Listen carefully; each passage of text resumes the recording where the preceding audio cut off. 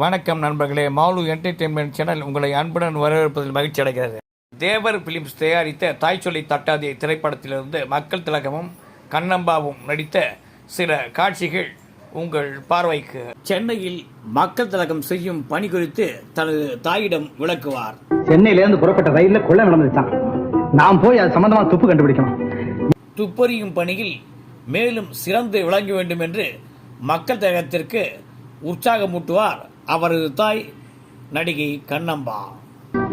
தம்பி, இந்த துப்பறியும் வேலையில உனக்குள்ள உற்சாகம் குறையவே கூடாது. இதன் இடையே தான் விரும்பும் பெண் குறித்து தாயிடம் கூற தயக்கம் காட்டும் மக்கள் திலகம். என்னப்பா ஏன் தயங்குற? சும்மா சொல்லு. கண்ணம்பாவிடம் தனது காதலியின் முழு விவரத்தை கூறும் புரட்சி நடிகர்.